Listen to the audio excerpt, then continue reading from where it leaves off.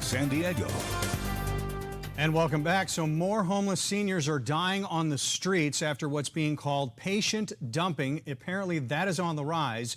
So today, Housing for Homeless held a press conference trying to get the attention of lawmakers about this growing problem. Joining us now to tell us more about it are co-founders Amy Zamudio and Joanne Stanley. Thank you both for joining us. So patient dumping, this is horrific. In reading your press release, please talk about this problem and how it is becoming more prevalent. A problem with the patient dumping of older adults and seniors experiencing homelessness. It's going along across most of our hospitals in San Diego. And when they are dumped without a shelter bed or any place to go reasonably other than the sidewalk. This is highly illegal, is it not? Yes, sir. So can you give me more information about it? Are they doing this in the cover of darkness? How are they getting away with this? Well, a lot of the patient dumping does go on 24 hours a day. However, we're the only homeless service provider that does a nighttime homeless outreach. So we alone have had direct contact with over 500 folks that have been discharged between 12 at night and 5 a.m. in the morning when the buses are not running. And this is a issue that impacts not only unhoused seniors, but housed seniors as well that are low income or for whatever reason they're dependent upon public transportation. They're quite literally stranded in Hillcrest. So can you talk about the efforts that you guys are doing? I mean, you are boots on the ground out there collecting this data and that information. Can you just talk about the work that your organization does?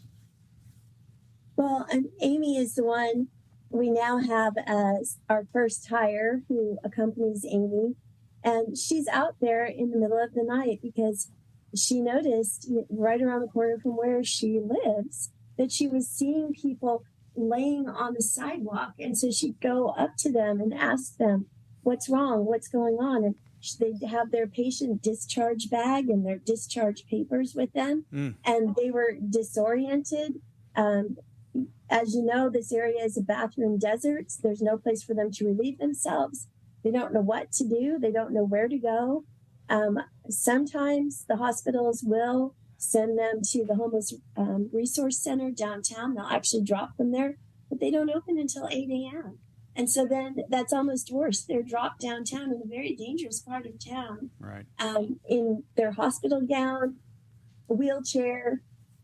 They don't know what to do with themselves. It's horrifying. So Senate Bill 1152, is that supposed to address this? Are lawmakers not doing enough?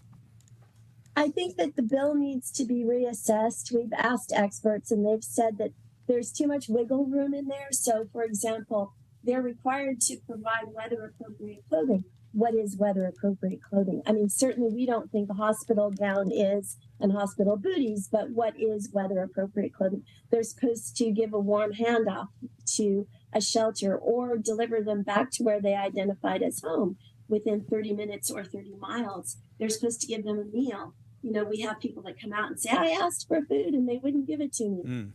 Unfortunately, there was a whistleblower who said that she ended up quitting her job because the going phrase was treat them and street them. Don't feed them or else they'll hang out longer. Wow. So that's not all hospitals, certainly, and not all doctors. Most doctors and nurses are devastated by this. It actually causes a lot of emotional trauma for them to have to do this. So real quickly, a last question. What's the solution? We've asked the State Assembly Human Services Committee and the State Senate Human Services Committee to review this bill. They were on the right track when they passed the bill, but they need to tighten it up. We also need to not demonize the hospitals because, quite frankly, they have no place to discharge people to. For example, we just got the stats that over 500 people were at the Homeless Resource Center downtown in the past week looking for shelter, and only 18 of those 500 got shelter. Wow. Sorry, 200. I'm 200. Sorry. 200. Don't mean to exaggerate. Yeah. So 200. It's very alarming. That's a lot of people asking for shelter that aren't getting it. Well, the both of you are doing excellent work. We appreciate you coming on and bringing attention into this matter, and good luck on bringing awareness to this issue. Thank you so much.